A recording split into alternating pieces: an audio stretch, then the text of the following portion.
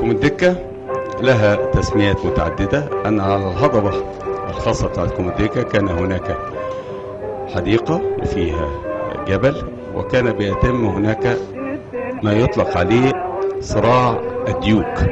كان الناس بتربي ديوك وبيتم معارك بيتم عليها الرهان، وبناء على هذه القصة فأطلق عليها كوم الديكة، ثم تحولت الكلمة في الحي إلى كوم الدكة. كوم الدكة عبارة عن هضبة مرتفعة تعتبر أعلى هضبة موجودة في الإسكندرية. يتميز هذا الحي لأن له نمط معماري خاص. النمط المعماري بتاع كوموديكا هناك منازل لها من العمر أكثر من 120 عاما، بتتميز أن المستوى الأعلى من المبنى عبارة عن كتل خشبية عشان تدعم البروز اللي موجود بتاع الأدوار العلوية، وهناك دعامات خشبية.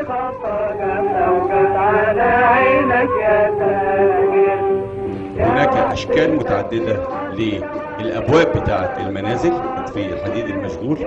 التاريخ كوموديكا ارتبط معنا منذ كنا طلاب في كلية الفنون الجميلة، نخرج مع الأساتذة الكبار وإلى منطقة كوموديكا حتى نرسم السلالم القديمة، هذا الشارع المتميز بالدرجات العالية التي تؤدي إليه، وكنا نرسم هذا المنزل الجميل العتيق.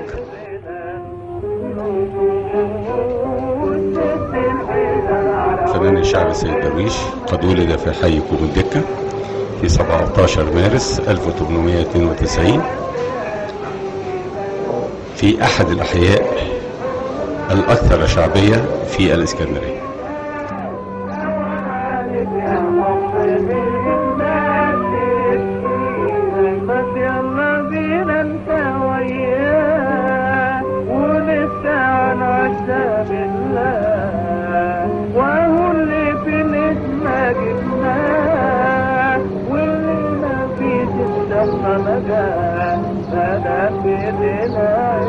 هو ده اللي في الوش ده، اللي في الوش مش اللي في الجنب من هنا ولا من هنا، لا في وشنا ده. على الرغم من المحاولات الكثيرة التي تمت بجعل كوموديكا مزار سياحي، فقد تم هدم عدد كبير من البيوت الأثرية بالإضافة إلى المنزل الذي ولد فيه سيد درويش والذي تم القضاء عليه وإزالته بالكامل. نحن نتمنى أن نحافظ على تاريخنا، لأن من ليس له تاريخ لا ينتظر أن يكون له حاضر ولا مستقبل.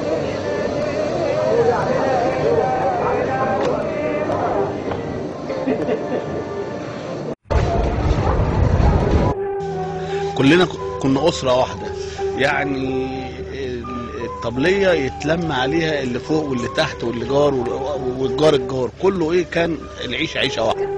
طبعا وطني.